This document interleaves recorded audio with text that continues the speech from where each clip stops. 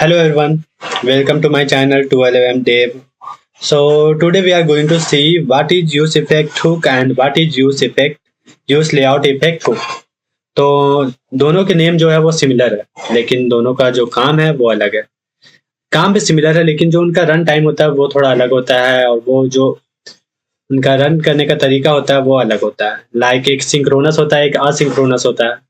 तो let's see what is use effect hook. सबसे पहले तो यूज इफेक्ट हुक होता क्या है। तो use effect hook is a react hook that let you run side effects in a function component after the DOM has been painted। इसका मतलब ये है कि जो यूज इफेक्ट हुक होता है हमारा, वो हमें साइड इफेक्ट रन करने में हेल्प करता है किसी भी फंक्शनल कंपोनेंट में।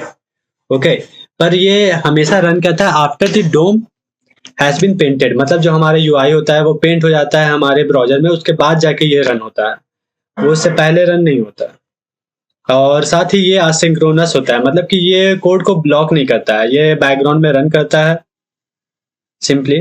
ओके, और इसका अगर हम एग्जांपल देखें इस साइड इफेक्ट्स का, तो इसमें हम एपीआई कॉलिंग करते हैं, फिर किसी भी इवेंट को सब्सक्राइब अनसब्सक्राइब करते हैं, लाइक वेब सॉकेट्स के इवेंट हो गए, फिर टाइमर के लिए सेटिंग टाइमर के को सेट करने के लिए भी करते हैं। तो ये एग्जांपल हम देखने वाले हैं कोड में आगे। ओके, तो इसके बाद देखते हैं what is use layout effect क्या होता है। तो डेफिनेशन इसका भी देख लेते हैं अभी। तो यूज लेआउट इफेक्ट जो होता है वो सिमिलर होता है यूज इफेक्ट की तरह ही, बट ये होता है कि सिंक्रोनस होता है नेचर में। But it run synchronously before the browser paint the screen. इसका मतलब जो यूआई जब हमारा पेंट होता है ये उससे पहले ही रन करता है, और ये सिंक्रोनस नेचर का होता है। मतलब कि ये कोड को ब्लॉक कर देगा, जब तक कि ये रन नहीं करेगा तब तक हमारा यूआई पेंट नहीं होगा। तो इसलिए हम इसको किसी भी हेवी टास्क के लिए यूज नहीं कर सकते, जैसे कि कोई हेवी कैलकुलेशन हो गया उसके लिए यूज नहीं कर सकते, वरना हमारा जो स्क्रीन होगा वो आने में टाइम लगेगा, कुछ हमें शो ही नहीं होगा स्क्रीन पे, क्योंकि यूआई पेंट ही नहीं होगा, क्योंकि ये ब्लॉक कर देता है आगे के कोड को रन करने से। ओके, इसका नेचर जो होता है वो ब्लॉकिंग होता है। तो इसका बेस्ट यूज केसेस देखें तो मेजरिंग डोम साइज। सो डोम के साइज को मेजर करने के लिए यूज किया जाता है इसका जनरली। फिर सिंक्रोनस लेआउट एडजस्टमेंट करना है तो फिर avoid flickering caused by DOM changes. और डिफरेंस की बात करें तो बस वही टाइमिंग का डिफरेंस है दोनों में। एक डोम के पेंट होने से पहले एक रन होता है, एक डोम के पेंट होने के बाद। और ये जो यूज इफेक्ट है वो सिंक्रोनस होता है नेचर में, एंड जो यूज लेआउट इफेक्ट होता है वो सिंक्रोनस होता है इन नेचर। ओके, जो यूज इफेक्ट होता है वो पेंट को ब्लॉक नहीं करता है। अब चलो, बहुत हमने डेफिनेशन ये सब देख लिया, लेकिन हमें तो आखिर सब कुछ प्रैक्टिकली करके देखना है। तो लेट्स डू इट। तो आज हम एक कंपोनेंट बनाएंगे टाइमर। पहले तो यूज इफेक्ट के लिए TSX। ओके, अब इसमें RFC टाइमर। अब पहले प्रोजेक्ट को रन कर लेते हैं। रन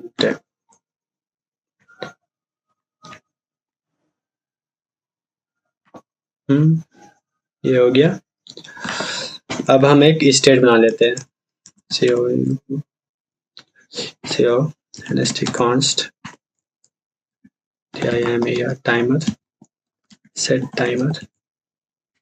टाइमर नहीं सही लग रहा है, सेट count कर देते हैं, सेट काउंट। ओके, और ये आ गया सजेशंस भी थोड़ा।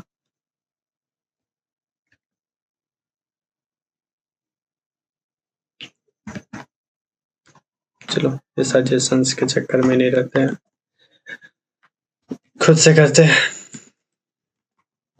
यूज इफेक्ट का जो सिंटैक्स होता है वो होता है यूज इफेक्ट, फिर वो एक फंक्शन लेता है, कॉल बैक फंक्शन लेता है, साथ में एक डिपेंडेंसी एरे लेता है। ये डिपेंडेंसी एरे जो होता है वो एम्प्टी भी हो सकता है, और इसमें कोई स्टेट भी हो सकते हैं। अब वो डिपेंड करता है कि हमें क्या स्टेट रखना है। इस स्टेट का इसका मतलब ये है कि जब भी यहाँ पे जो भी स्टेट होंगे वो जब भी चेंज होंगे, तब हमारा जो ये कंपोनेंट है वो री रेंडर होगा। बेसिकली इसका यही मतलब है। ये यूज इफेक्ट तब तक चलेगा हमारा। लेट्स सी, हम वो भी देखेंगे आगे जाके। तो अभी के लिए const timer is equal to set interval trval interval। इसके बाद हर 1 सेकेंड में इसका काउंट जो है वो 1 से इंक्रीज होगा। हमने ये बना दिया। फिर जब भी अगर हम कोई टाइमर सेट करते हैं या फिर सेट टाइम आउट करते हैं तो हमें हमेशा एक रिटर्न क्लीन इंटरवल या फिर क्लीन टाइम आउट करना होता है, क्योंकि वरना अगर हम ये नहीं करते हैं, ये होता है मेमोरी क्लीनअप। अगर ये हम नहीं करते हैं तो मेमोरी लीकेज हो सकता है, इसलिए हमें ये करना होता है। अब हम यहाँ देखते हैं, एक और स्टेट बनाते हैं, running set running running use state से शुरू में इसको हम फॉल्स रखेंगे और ये भी कर दो, ठीक है। और ये जो इसके अंदर हम रनिंग को ऐसा डिपेंडेंसी एरे डाल देते हैं, अभी नहीं डालते हैं, ये क्यों सो हम बताते हैं बाद में। ये रहा टाइमर। अब यहाँ पे H1 डालो, एक बटन दो, इसको रखो PLA by प्ले। अगर ये रनिंग है तो इसको पॉज PAU ऐसी पॉज करके, वरना PLA by प्ले, ठीक है। और यहाँ पे हम ऑन क्लिक पे क्या करेंगे, जो हमारा रनिंग का स्टेट है उसको चेंज करेंगे। तो उसके लिए हम करेंगे set running PRE by prev not equal to PRE by prev, ठीक है। तो ये हमारा कंपोनेंट बन गया। अब चलो देखते हैं ये कैसा बना है। अच्छा, इसको हम लोगों ने रेंडर नहीं किया है, तो चलो इसको यहाँ पे रेंडर कर देते हैं। टाइमर, ये कंपोनेंट आ गया। अब हमें दिख रहा है टाइमर जो हमारा वो चल रहा है, टाइमर 1 2 3 4 5 6, ओके, ये टाइमर चल रहा है। अब हम क्या करते हैं कि हमारा डिपेंडेंसी एरे को ऐड करते हैं, इसमें हम रनिंग को ऐड करते हैं, रनिंग को, ठीक है। अब रनिंग ऐड किया तो क्या हुआ, सो देखो, प्ले पॉज,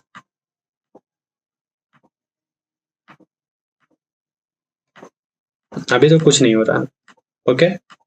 प्ले पॉज होने पे ये कुछ नहीं हो रहा, लेकिन अभी होगा।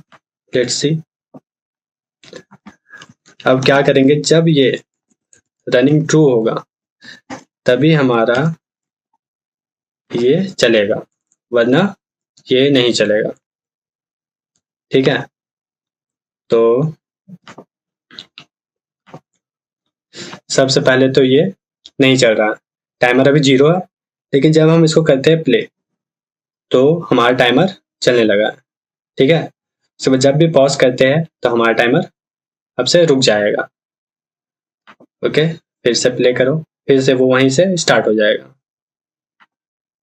तो ये है हमारा डिपेंडेंसी एरे। इसमें क्या हो रहा है कि जब जब ये रनिंग चेंज हो रहा है, ट्रू से फॉल्स हो रहा है या फॉल्स से ट्रू हो रहा है, तब हमारा ये यूज इफेक्ट रन हो रहा है। जब ये यूज इफेक्ट रन हो रहा है तब हमारा ये टाइमर रन हो रहा है आगे फिर, ओके। और साथ ही हम यहाँ पे कर रहे हैं क्लीन अप फंक्शन भी दे रहे हैं। अगर हम इससे अनमाउंट होके बैक करते हैं, कहीं और जाते हैं, दूसरे पेज पे जाते हैं, तो हमारे यहाँ पे ये टाइमर क्लीन हो जाएगा, जिससे कि हमारा मेमोरी लीकेज नहीं होगा, ओके। तो ये तो था यूज इफेक्ट, ओके। पर अब let's see a separate example of use layout effect. तो इसके लिए हम करेंगे container with TAINER TH.tsx,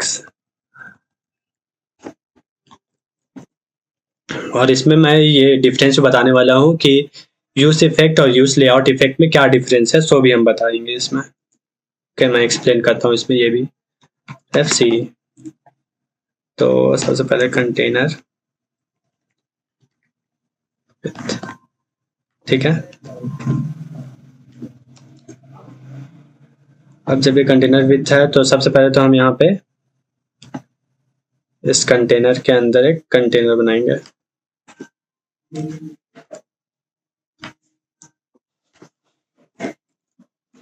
H1 use AFFCT versus use layout YOT city effect, ठीक है। अब यहाँ पे हम एक बॉक्स ले लेते हैं div, जिसमें हम कुछ अंदर लिख देते हैं CONTINR कंटेनर, और जो इसका विथ है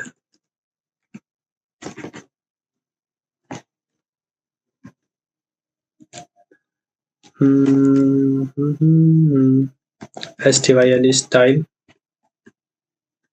is equal to with 200 pixel COLOR। मैं normal CSS inline CSS use कर रहा हूँ अभी के लिए, तो पर मेरे में टेलविन भी है। तो ये हो गया। अब इसको हम अपने मेन कंपोनेंट में रेंडर कर लेते हैं।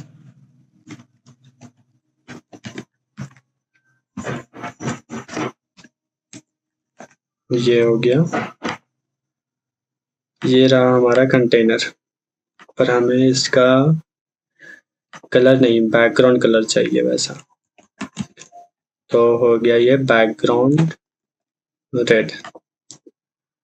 अब है सो ये सही दिख रहा, ठीक है। अब चलो यूज इफेक्ट और यूज लेआउट इफेक्ट में क्या डिफरेंस है सो देखते हैं। तो हम यहाँ पे एक स्टेट बनाते हैं कॉन्स्ट विथ सेट विथ। अभी के लिए हम शुरू में इसका विथ रखेंगे 300, जो कि हमारा जाएगा यहाँ पे विथ, ये यहाँ चला गया विथ। अब हम क्या करेंगे, यूज इफेक्ट। पहले यूज इफेक्ट का देखते हैं। डिपेंडेंसी एरे में तो ये रखेंगे, और यहाँ पे करेंगे सेट विथ, कर देंगे हम लोग 600। ओके, तो अब देखते हैं, ये जब हम इसको रिफ्रेश करते हैं तो एक फ्लिकरिंग दिख रहा होगा। ये देखो, ये फ्लिकर हो रहा है। सबसे पहले उसका विथ हो रहा है 200, नहीं 200 300 रखा शायद हम लोगों ने, हाँ 300। सबसे पहले इसका विथ हो रहा है 300, उसके बाद जाके ये हो रहा है 600। तो ये यहाँ पे एक फ्लिकर हो रहा है, क्योंकि जो यूज इफेक्ट होता है हमारा वो पेंट होने के बाद रन होता है। तो वो सबसे पहले तो पेंट हो गया 300 पिक्सल का, फिर उसके बाद जाके वो चेंज हो गया 600 पिक्सल में, जब हमने विथ को 600 पिक्सल पे सेट कर दिया था। ओके, तो ये हो गया यूज इफेक्ट। लेकिन अब इसी पे के जगह हम यूज लेआउट इफेक्ट यूज करेंगे। लेआउट इफेक्ट कुछ मैं गलत कर रहा हूँ सिंटैक्स में। अब इसमें हम सेट विथ कर देते हैं 600 और एक डिपेंडेंसी आ रहे दे दो इम्पेटी। तो अब देखो, अब ये फ्लिकर चला गया होगा। क्यों, ऐसा क्यों? क्योंकि वो पेंट होने से पहले ही 600 का उसको विथ सेट कर दिया उसमें, इसलिए ये फ्लिकरिंग चला गया। अभी हमें इसकी नीड नहीं है, ठीक है। तो अगर हम इन दोनों को साथ में रखें, पहले इसको कर देते हैं हम लोग 900 का, 900 का, फिर कर देंगे उसको 600 का। तो ये देखा 900 से स्टार्ट होगा, फिर वो 600 होगा।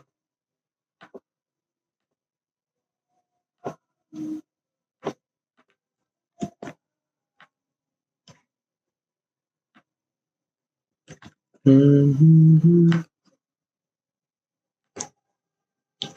है हमारा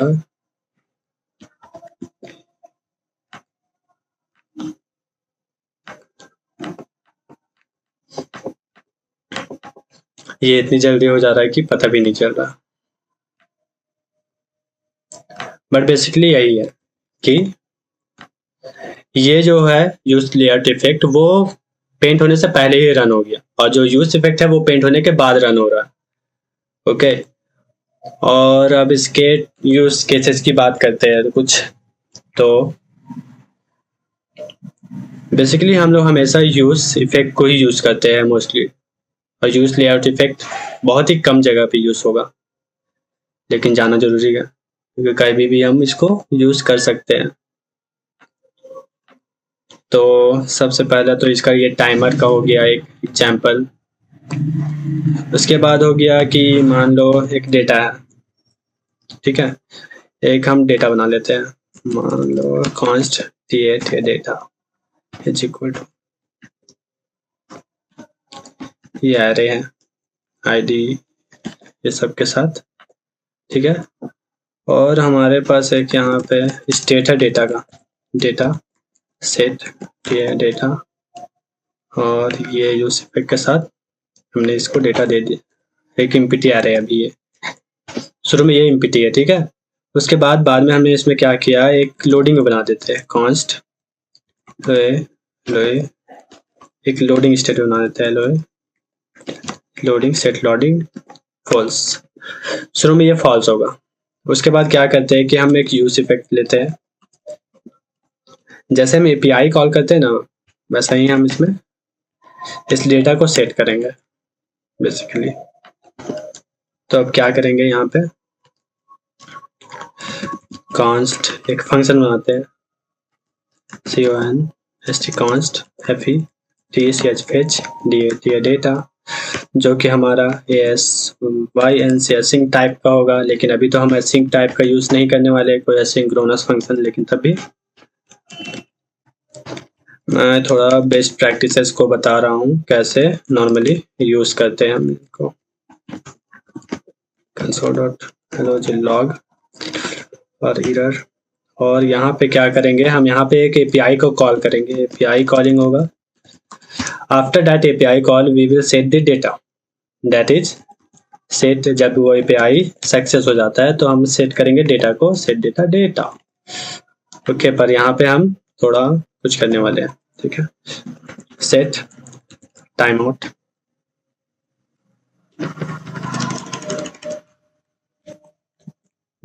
अभी के लिए तो ये करेंगे, और साथ में आफ्टर सम टाइम यहाँ पे फाइनली में क्या करेंगे, हम कैच के बाद यहाँ एक होता है फाइनली ब्लॉक, इसमें क्या करेंगे, सेट टाइम आउट,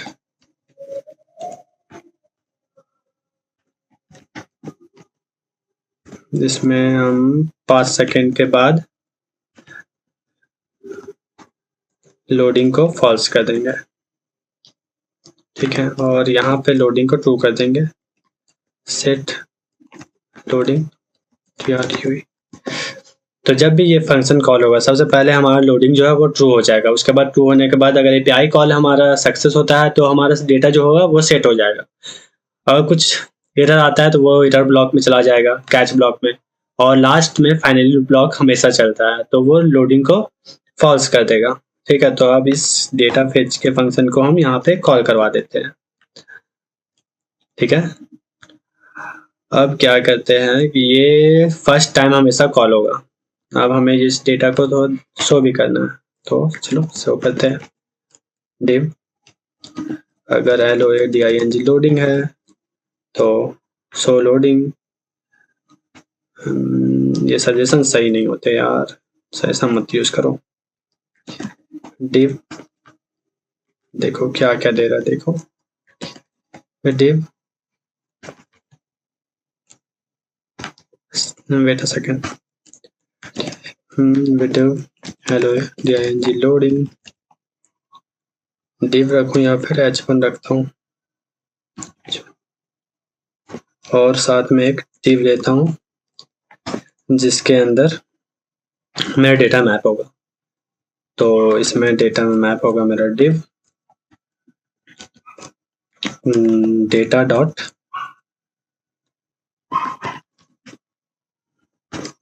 एक div और एक और div रहेगा, एक div रहेगा केवल वो नेम के लिए। चलो ठीक है, अब इनको मैं लोडिंग स्टेट, अगर लोडिंग ट्रू है तो वो लोडिंग शो करेगा, लोडिंग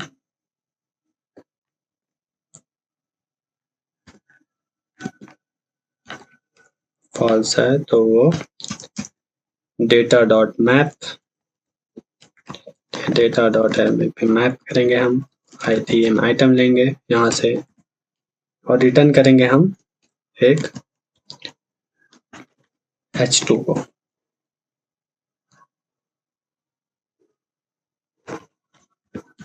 H2 को रिटर्न करेंगे जिसमें हम देंगे ITM आइटम डॉट नेम और साथ में हमें एक की देना होता है, वो हो जाएगा ITM आइटम डॉट ID। अब ये सही है, अब ये रन होगा, टाइमर वाला भी रहने देता है। चलो इससे कोई दिक्कत थोड़ी है। तो ये देखो हमारा ये तो सही है, लेकिन हमारा डेटा सेट नहीं हुआ, ऐसा क्यों? अच्छा, इसका भी वेरिएबल नेम और इसका भी वेरिएबल नेम हमने सेम कर दिया है इसलिए। तो इसको दे दो नाम रॉ डेटा और ये रॉ डेटा को ही हमें सेट करवाना है यहाँ पे, ठीक है।